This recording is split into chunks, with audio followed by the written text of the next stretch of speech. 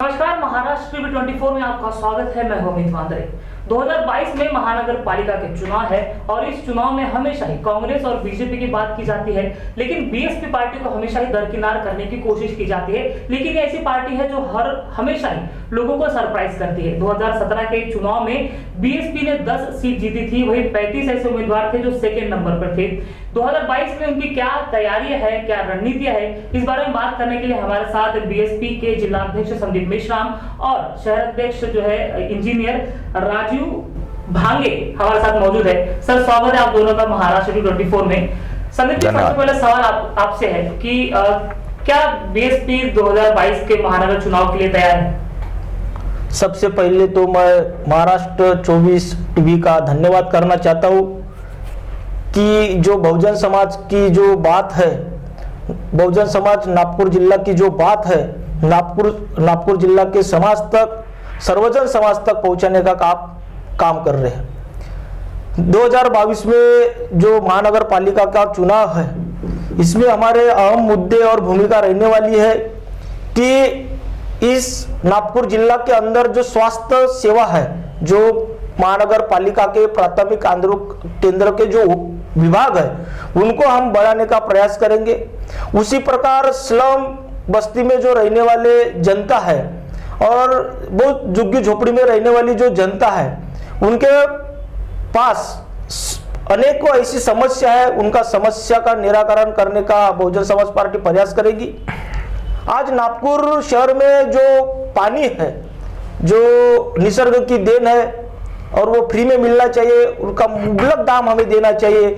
ऐसा पानी हमें ज्यादा से ज्यादा पैसे दे के DW या उसका प्राइवेटाइजेशन करने के बाद में आम आदमी को वो पानी के ज्यादातर पैसे देना पड़ रहा है। ऐसी अनेक समस्या है। शिक्षा की समस्या है। आज नागपुर शहर में हम महानगर पालिका के स्कूल देखेंगे, 1300 से 1400 स्कूल थी, जिसमें से आज नागपुर शहर में 40 से 45 स्कूल चालू है। हमारी प्राथमिक शिक्षा का मुद्दा रहेगा और बहुजन समाज पार्टी का ध्येय है, विचारधारा है कि सर्वजन हिताय सर्वजन सुखाय, बहुजन हिताय बहुजन सुखाय, ये बहुजन समाज पार्टी का नारा है। और बहुजन समाज पार्टी नागपुर जिला के अंदर सर्वजन हिताय सर्वजन सुखाय, सब जनता के हित में कार्य करेंगी। उसी प्रकार नागपुर जिला में नागपुर शहर है और नागपुर शहर के अंदर हम देखते हैं कि फुटपाथ पे बहुत सारे भिखारी भीख मांगते हैं। वो भारत देश के नागरिक है और नागपुर शहर में वो रहते हैं।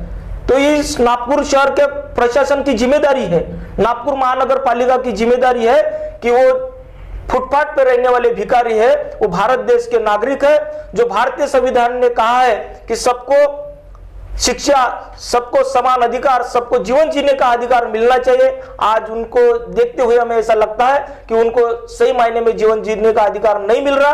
तो उस दिशा में भी नागपुर शहर में अंदर जितने भी भिखारी भीख मांगते हैं, उनके बच्चे रोड पे भीख मांगते हैं, उनको हम अच्छा जीवन देने का काम बहुजन समाज पार्टी करेंगी। और जो गरीब लोग हैं, जो फुटपाथ पे भीख मांगते हैं, उनको हम अच्छा घर देने का प्रयास करेंगे, उनको अच्छा रोजगार देने का प्रयास करेंगे, क्योंकि जो फुटपाथ पे जो भिखारी भीख मांगते हैं वो इस देश के नागरिक है। इसलिए हमारा ये ध्येय और धोरण रहेगा। जी राजू जी, आपसे सवाल है कि जिस तरह से ये आश्वासन जो है कि ये आश्वासन के साथ आप महानगर पालिका या ये मुद्दों के साथ महानगर पालिका के जाओगे, तो इसके लिए ब्लूप्रिंट आपने तैयार की है क्या? जिस तरह से कहा कि रोजगार देंगे, जो बेघर है उन्हें रोजगार देने का काम करेंगे, स्कूल सुधारने का काम आपके जिला अध्यक्ष ने कहा कि स्कूल सुधारेंगे, इसके लिए कोई ब्लूप्रिंट आपने तैयार की है? ब्लूप्रिंट कैसा है कि जैसा हम अभी हमारा जनता से एक ही निवेदन है, अभी हमारा इलेक्शन के ऊपर फोकस है और इलेक्शन में हम अभी बहुजन समाज पार्टी महापौर बनाओ अभियान के अंतर्गत हमारा काम शुरू है। हमारा पार्टी अंतर्गत वार्ड कमेटी वगैरह बनाना शुरू है। तो जैसा हम सत्ता में आते हैं उसके बाद ही कर पाएंगे, बगैर सत्ता के तो कुछ कर नहीं पाते हैं, है ना। और हमारा यही ध्येय है कि इस बार जैसा हमारे पिछली बार 10 नगर सेवक चुनकर आए, 35 सीटें हमारी दूसरे नंबर पर थी, जो काफ़ी कम संख्या से, कम वोटों से हारे हैं। तो ऐसे 45 है तो 50 के ऊपर सीट हमारा लेकर मनपा हासिल करने का और बैलेंसिंग पावर में आने का हमारा यह। आपके अगर महापौर बनते हैं तो आपने जितनी भी बात बताई है उसको इम्प्लीमेंट करोगे?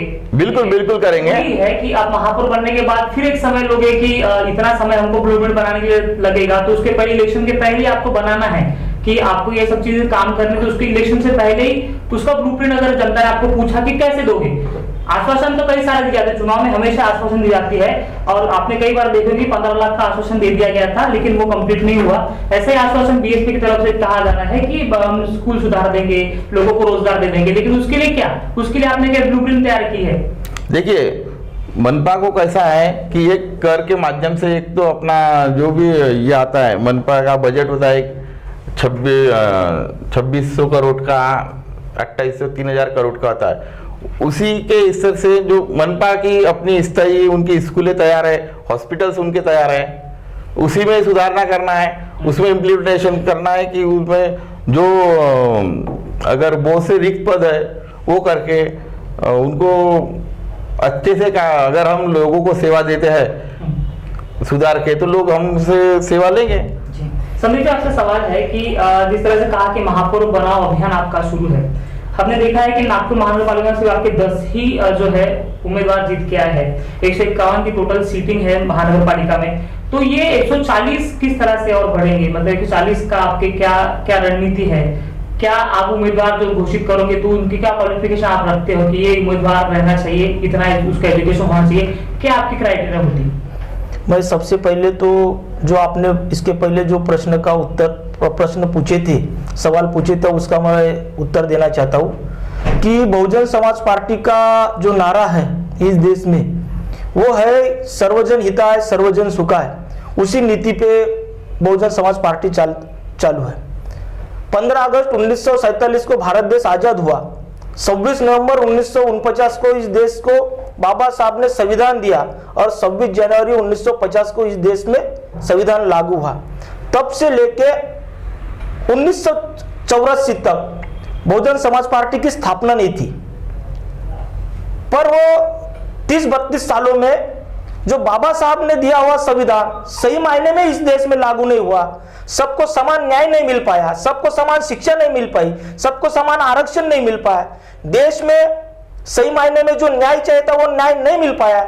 इसलिए मान्यवर कांशीराम साहब ने 14 अप्रैल 1984 को बहुजन समाज पार्टी की स्थापना की और इस देश में जो भारतीय संविधान है सही मायने में लागू करने का प्रयास इस देश में मान्यवर कांशीराम साहब ने किया।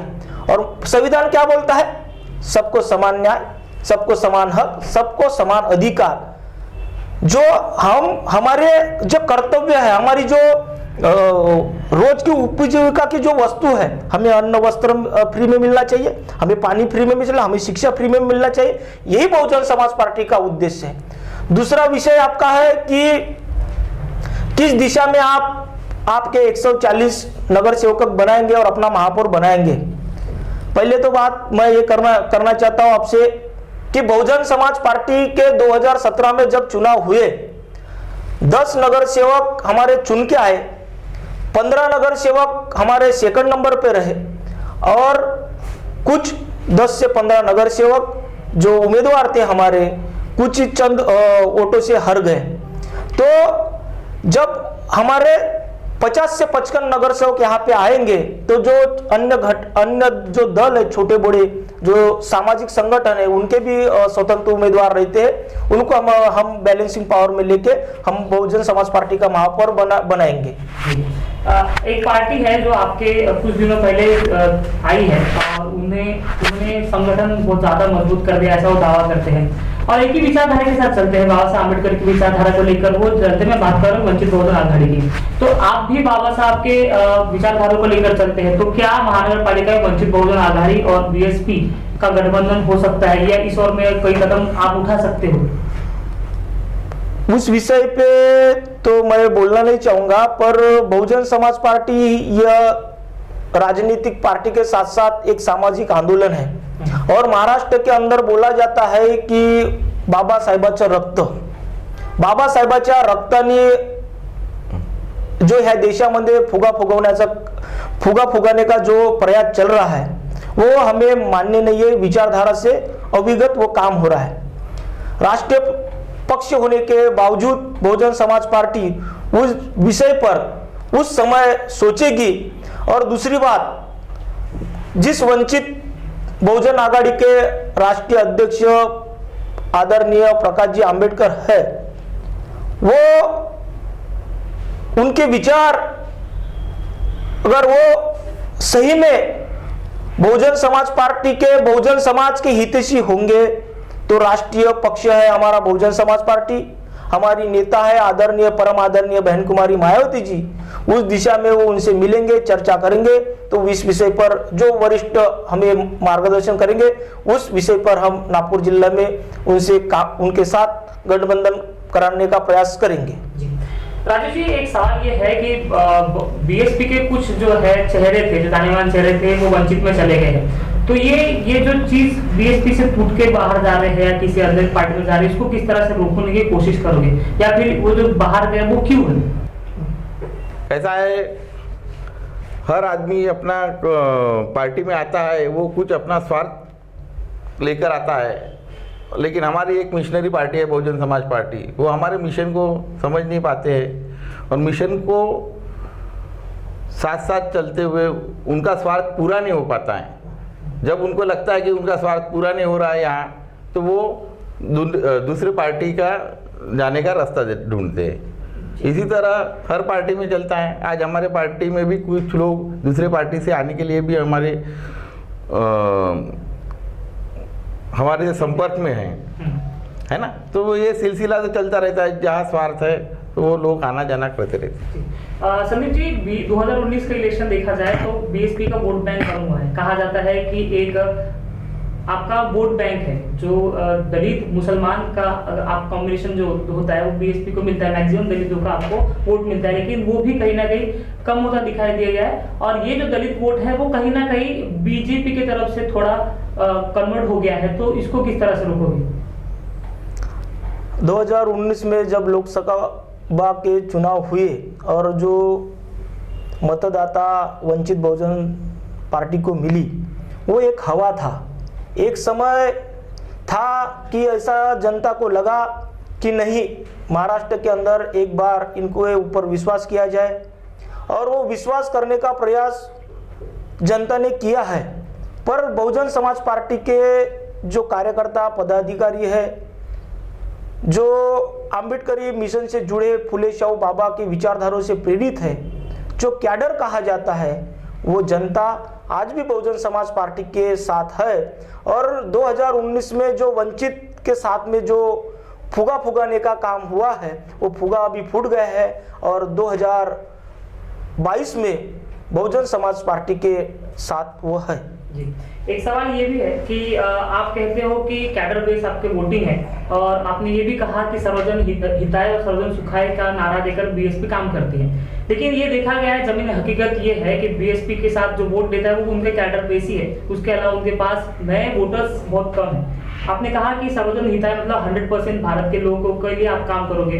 नागपुर की बात कर ले कि 100% नागपुर के वासियों के लिए आप काम करने की बात करें, लेकिन दलितों के अलावा आपके पास और कौन सा वोट बैंक है? यही वोट बैंक आपके पास है। ओबीसी वोट बैंक आपके पास उतना कन्वर्ट नहीं होता है, और नहीं होता है तो उसका कारण क्या है कि क्या बीएसपी उनको समझाने में असफल रही है कि बीएसपी जो है सर्वजन हिताय और सर्वजन सुखाय की बात करती है?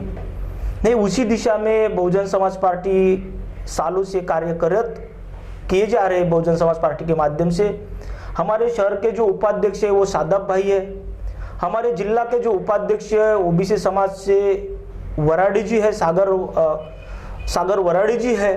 तो हमने ओबीसी समाज को उनकी भागीदारी दी है। पर बहुजन समाज पार्टी अभी महानगर पालिका में जो महापौर बनाओ अभियान के अंतर्गत हम जो बहुजन महापुरुषों ने जो कार्य किए हैं, वो कार्यों को उन समाज को, उन जनता को जाके बताने का काम करेंगे। क्योंकि भारत देश आज़ाद हुआ 73 साल में, अगर सही मायने में अगर तुम्हारी समस्या हल हो गई होंगी तो बहुजन समाज पार्टी का उदय नहीं हुआ रहता, और तुम्हें तुम्हारे हक और अधिकार सही मायने में चाहिए। जो आप अधिकार के लिए रास्ते पे उतरते हो, अधिकार के लिए हमें ये मिलना चाहिए, रास्ते पे उतरते हो। अगर सही मायने में अगर तुमको अधिकार चाहिए तो तुम्हें बहुजन समाज पार्टी का हितचिंतक, पदाधिकारी, कार्यकर्ता होकर काम करना पड़ेगा, तभी आप अपनी समस्या का निराकरण कर सकते। ये हम अभी सेक्टर बूथ बनाओ अभियान के माध्यम से जनता के बीच में, समाज के बीच में, ओबीसी समाज हो या मुस्लिम समाज हो, उनके बीच में जाके हम अपनी बहुजन समाज पार्टी की विचारधारा बता के उनको हम अपने पक्ष में हम शामिल करने वाले। जी, एक सवाल ये है कि अब जो फिलहाल राजनीति चल रही है वो विकास के नाम पर चल रही है, विकास दिखाकर जो है चुनाव में वोट मांगे जा रहे हैं। बीएसपी मूवमेंट को लेकर काम करती है, मूवमेंट बेस्ड पार्टी है। क्या बीएसपी का चुनाव मुद्दा मूवमेंट बेस्ड होगा या फिर विकास का मुद्दा आपका होगा? इस विचारधारा ने सबको समान न्याय, हक, अधिकार, आरक्षण, शिक्षण और जीवन जीने का अधिकार इस विचारधारा ने दिया है। जब ये विचारधारा उनके पास जाएंगी तो विकास होगा, क्योंकि विचारधारा ने ये विकास करने के षड्यंत्र है, क्योंकि विचारधारा ही चाहती है सबका विकास। तो विचारधारा का विकास यानी सबका विकास। छत्रपति शाहूजी महाराज के आरक्षण ने सबको न्याय दिया, महात्मा फुले के शिक्षण ने सबको शिक्षण दिया। आज जो देश में परिस्थिति है, मैं देश की तो बात नहीं करूंगा, नागपुर जिले की बात करूंगा। आज शिक्षा की क्या परिस्थिति है, नागपुर में जो सरकारी सेवा है उसकी क्या परिस्थिति? आज कोरोना नागपुर में आके चला गया, क्या परिस्थिति थी? इसके ऊपर जनता को समझता है, नागपुर की जनता को समझता है, और जनता उसका निर्णय करेंगी और बहुजन समाज पार्टी के हित में करेंगी, क्योंकि बहुजन समाज पार्टी सर्वजन हिताय सर्वजन सुखाय का नारा लेके इस महानगर पालिका में जाने वाली है। मेरे आखिरी के कुछ सवाल सर, अब बीएसपी को देखा जाता है कि बीएसपी जब दलितों के ऊपर कुछ होता है तो रास्ते पे उतरती है, बाबा साहब अम्बेडकर के खिलाफ कल कुछ होता है तो रास्ते पे उतरती है, आरक्षण के खिलाफ कुछ होता है तो रास्ते पे उतरती है, लेकिन बाकी विषयों पर वो क्यों रास्ते पर नहीं उतरते? जैसे कि महिला सुरक्षा के ऊपर हो जाता है या फिर बाकी जो कम्युनल राइट्स फिलहाल महाराष्ट्र में उनका विरोध दर्शाने के लिए बीएसपी क्यों नहीं आती? सर, ये पहले तो मैं बोलना चाहता हूँ कि इसकी आपको जानकारी नहीं है। समाज के ऊपर जब जब अन्याय हुआ, अदर समाज के ऊपर जब जब अन्याय हुआ, कोई भी समाज के ऊपर जब जब अन्याय हुआ तो बहुजन समाज पार्टी बड़े दम के साथ में रास्ते पर उतरी है। आपने रोहित विमला कांड हो, वो काटोल में वो युवक की हत्या हो, नागपुर में बहुत सारी ऐसी घटना हो, या पुणे में बहुत सारी ऐसी घटना हो, जब जब नागपुर शहर में हो या प्रदेश में हो, जब जब बहुजन समाज के ऊपर अन्याय होता गया तो बहुजन समाज पार्टी रास्ते पे उतर के आंदोलन करती रही। नहीं, वही सवाल है कि वो बहुजन समाज के ऊपर या दलितों के ऊपर अगर ऐसा होता है जहां पे आपका वोट बैंक दिखाई देता है, उस मुद्दे को आप पकड़ लेते हो, बाकी मुद्दों को आप दिखाई नहीं देते। सर, मैं आपको पहले बताना चाहता हूं, क्योंकि देश के अंदर सूचियां पड़ी है, सूचियां 6743 जातियों में बांटा गया हुआ है, जिसमें से 3647 जातियों में ओबीसी समाज को बांटा हुआ है, 1500 में एससी कैटेगरी को बांटा गया है और 750 के आसपास आदिवासी समाज, एसटी समाज को बांटा गया है। और जब कभी हम बात करते हैं तो ये बहुजन समाज की बात करते हैं, ये हमारा पूरा समाज है, दलित समाज नहीं। दलित समाज में तो 1500 जाति है, हम तो 6700 जाति का प्रतिनिधित्व करते हैं। समाज के अंदर दलित समाज के ऊपर अगर अन्याय होता है तो दलित के साथ साथ में ओबीसी समाज के अंदर जब कभी अन्याय अत्याचार होता है उसके खिलाफ में बहुजन समाज पार्टी आंदोलन करती है। आप देख लो, इतिहास पढ़ लो, आपको समझ में आ जाएगा। जी, मेरा आखिरी सवाल ये है कि ये जो आपने मुद्दे हमें गिनाए अभी, विकास का मुद्दा जो आपने कहा कि मूवमेंट के साथ जो विचारधारा का अगर विकास होता है तो विकास हो जाएगा, आरक्षण की बात की जाती है। अब जो देश में जो माहौल चल रहा है या फिर जिस तरह से कुछ सालों में ये हुआ है कि आरक्षण के ऊपर सवाल खड़े कर दिए जाते हैं कि आरक्षण होना चाहिए या नहीं होना चाहिए, आरएसएस कह देती है कि उसकी समीक्षा होनी चाहिए, तो ये मुद्दे जो है अब जनता सिर्फ उसे एंटरटेनमेंट को लेकर देखती है, एक समाज जो है वो उसे बड़ा संगीनता से देखता है, लेकिन युवकों को वो मुद्दा नहीं लगता। युवकों को लगता है कि मोदी जी इस तरह से कहते हैं कि रास्ते बनाना चाहिए, मोदी जी कहते हैं कि हमने आपको बहुत अच्छे रास्ते दे दिए, विकास कर दिया है बहुत सारा, तो वो मुद्दे जो है बीएसपी के पास, वो बीएसपी क्यों नहीं उठाती? ये मुद्दे विकास के ऊपर राजनीति क्यों नहीं होती, वो सिर्फ जाति पे राजनीति क्यों करती है बीएसपी?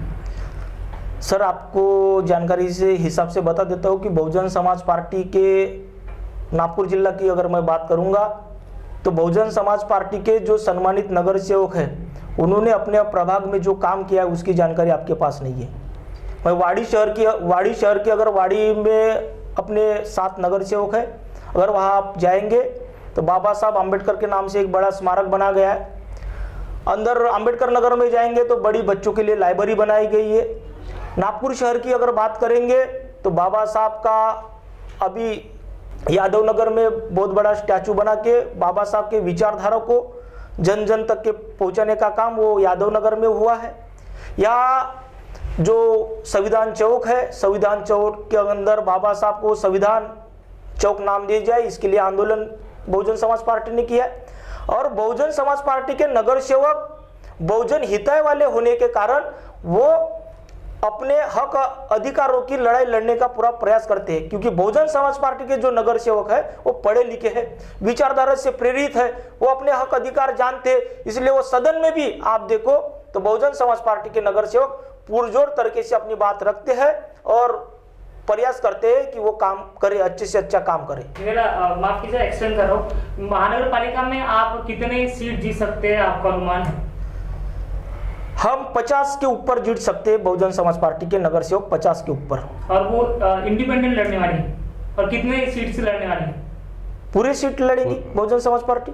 ओके, ये भी देखा गया है कि उत्तर नागपुर के अलावा फिर आपका जो बेस है वो वोट बेस कहीं दिखाई नहीं देता, उत्तर नागपुर पे ही कॉन्सेंट्रेट करके इस बार नहीं, नागपुर शहर में 6 विधानसभा आती है, उत्तर नागपुर के बाद में दक्षिण नागपुर का नंबर आता है। दक्षिण नागपुर में हमारे 12 से 13 नगर सेवक सेकंड पर है, कुछ 100, 50, 150, 200 वोटों से हार चुके हैं। पश्चिम नागपुर की बात करेंगे तो 7 से 8 नगर सेवक हमारे सेकंड पे रहे हैं। और मध्य नागपुर की अगर बात करेंगे तो 4 से 5 जगह हम सेकंड नंबर पर है। और इधर दक्षिण पश्चिम की बात करेंगे तो वहां पे भी हमारे 5-6 नगर सेवक है, हमारा संगठन है। और जिस प्रकार अभी बहुजन समाज पार्टी का नागपुर शहर में काम चल रहा, उस दिशा में सही में 50 से ऊपर नगर सेवक हम लाने का प्रयास करेंगे। तो आप देख रहे थे बीएसपी के जिला अध्यक्ष संदीप मेश्राम और शहर अध्यक्ष राजू भांगे से हमने बात की है कि आने वाले 2022 के चुनाव में किस तरह से बीएसपी की जो रणनीति होने वाली है उस बारे में जो है उन्होंने अपनी राय प्रकट की है। आप देख रहे थे महाराष्ट्र टीवी 24। नमस्कार।